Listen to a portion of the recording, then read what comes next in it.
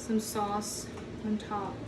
Wow! Of that filling. So that's why I asked you earlier not to fill up your bell pepper.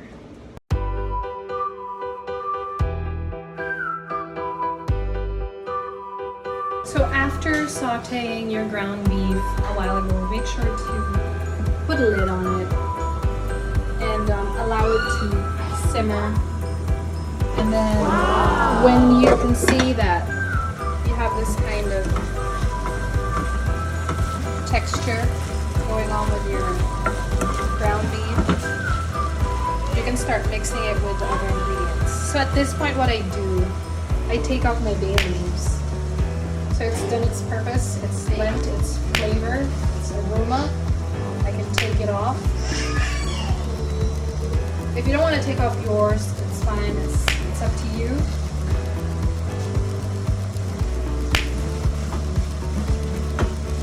And now I put back my onions. Wow! And my bell pepper. So that's gonna blend in the sweetness.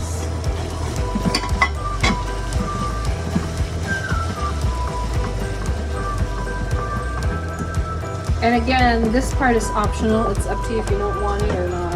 I would normally use like 3 tablespoons. So sprinkle a few at a time so you can adjust by how much you want. It's gonna blend in a lot of sweetness. This is in fact my secret ingredient, liver spread. It adds depth to the dish. And if you want to amp up that flavor, you can add 2 more tablespoons, because 1 can of my chosen brand produces or has a yield of 2 tablespoons. So if you want to amp it up some more, you can add another can or 2 more tablespoons of your chosen liver spread and mash it up together in your pot. Alright? Can I have the spoon in, please, my love? So my cameraman for today is Norwin. So the amount of tomato sauce that you use should be about 1 cup. Now it depends on you if you want your sauce to be, or you want your filling to be wet. You can add more than a cup. But if you ask me, a cup is sufficient. The 1 Tetra Pak is roughly a cup.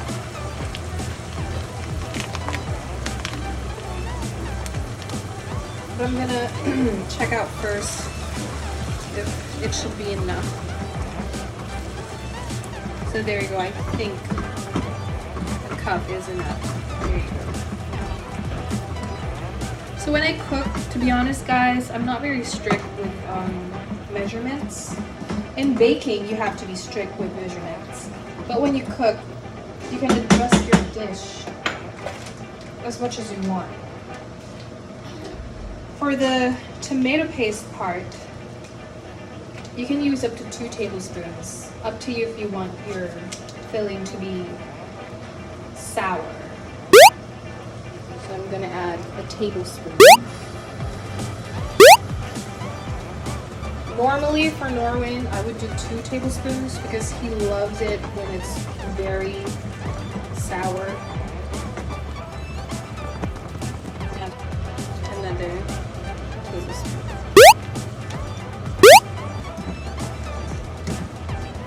You have the option to use soy sauce as well later on, maybe a bit of Worcestershire. Because when we add up the rice, you might want to add up salt. Celcius. So I'm just gonna taste what we're cooking, just to see if we're on the right track. And I'm gonna turn the heat.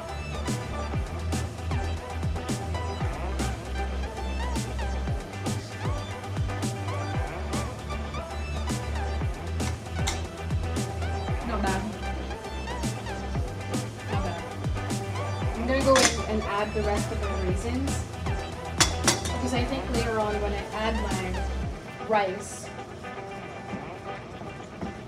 the rice will overpower the flavor of my raisins. If you just want a touch of the flavor of the raisins, you don't have to put too many. So at this point, I'm gonna add my rice. Yeah! So again, the type of grain that I use, or the type of rice that I use, is red rice. You can see over here that I actually mixed it up with white rice. What? I know, I'm cheating, right? It's so good. It makes it softer. So I used about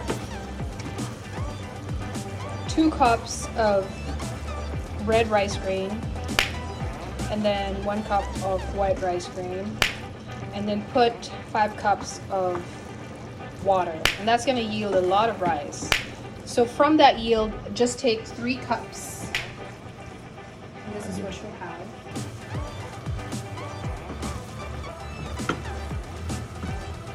So I'm gonna grab my Parmesan cheese and I'm gonna fold it into the dish.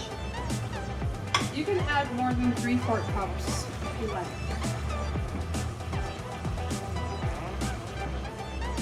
It's up to you guys. If you want it creamier. But what I do, when I'm done stuffing my bell pepper,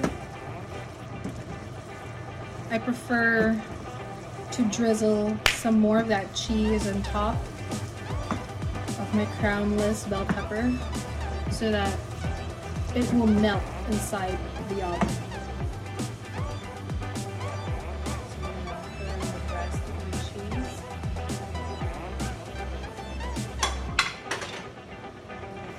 Okay. Taste it again.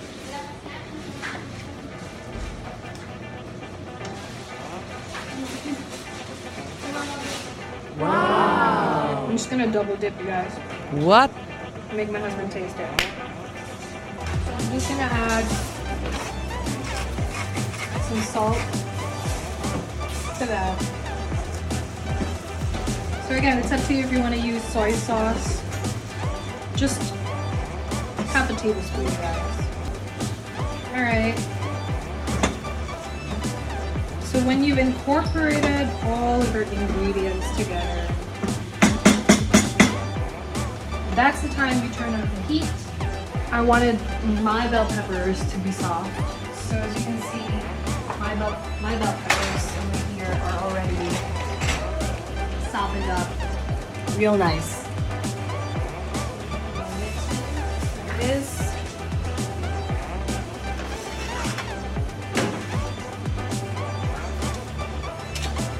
Nice and soft. We're gonna start filling it in with our filling.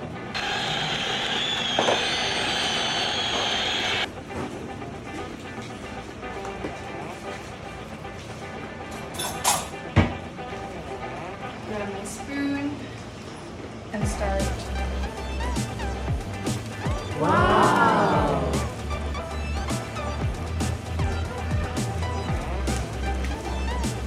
Make sure you leave enough space to add some tomato sauce in it. So I overcrowded this bit. It's actually easier to fill up Norman's bell pepper because it's sturdier. It hasn't softened up yet.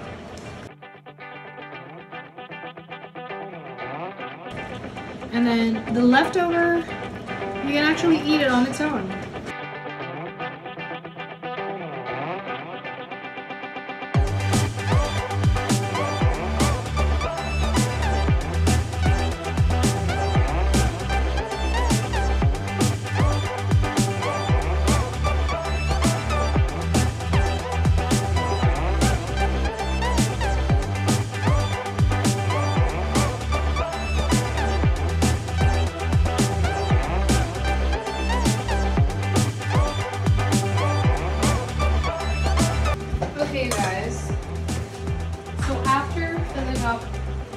our bell pepper. We're gonna add in, sorry, I grabbed the wrong ketchup.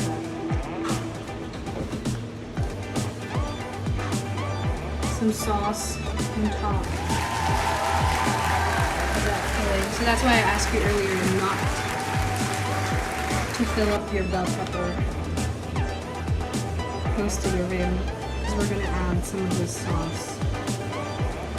And then, so after putting some more tomato sauce on top of our bell peppers, it's time to add more Parmesan cheese on top of each one. Delicious. So this is just gonna melt off later on. So grate on top of your bell peppers, guys. It's just gonna melt later on.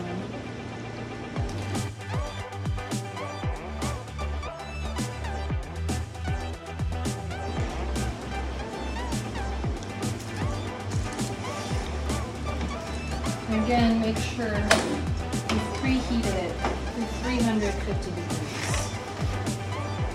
And cook that for about 15 to 20 minutes. Later on, I'm going to show you the final product.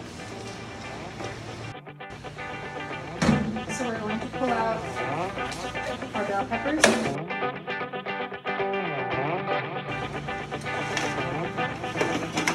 So mine is soft and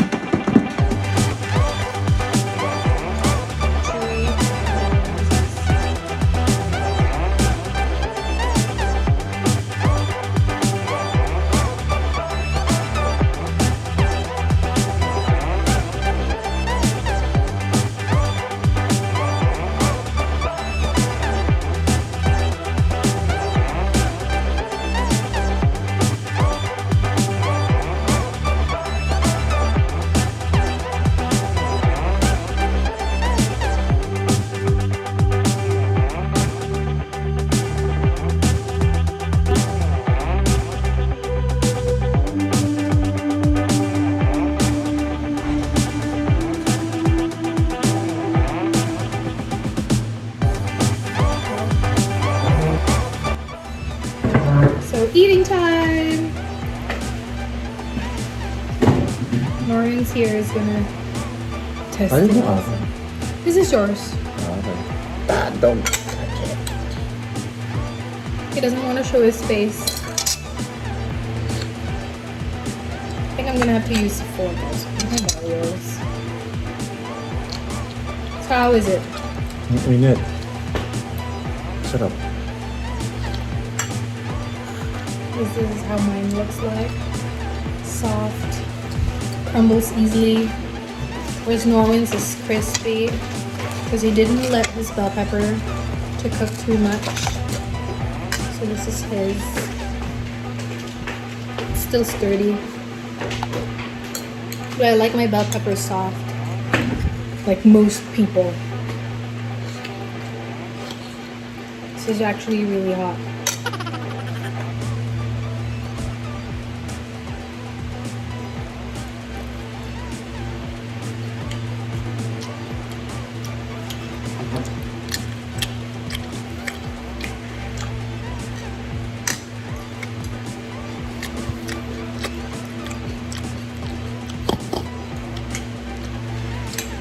My husband is making sounds.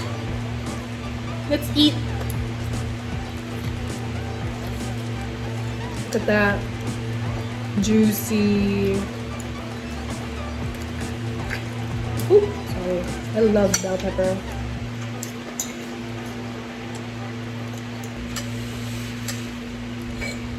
I'm so sorry. I forgot to add my crushed red pepper. I remember now, only now. So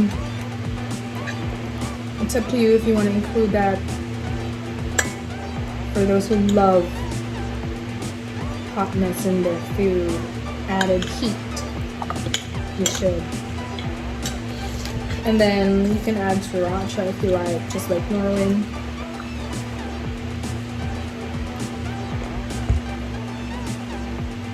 Oh, nah!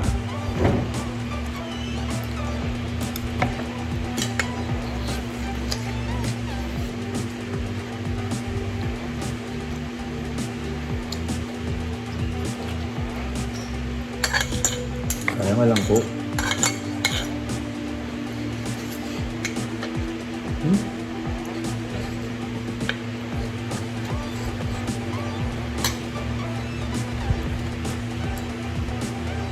So tell me guys, comment below, let me know if you like this recipe, or if you could tell me ways on how to improve it, or if you have always been cooking this recipe, what's your turn or your spin on it? If you don't mind sharing your spins.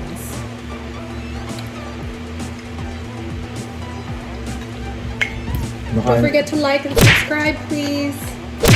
Makain ko na yung lima ko, no?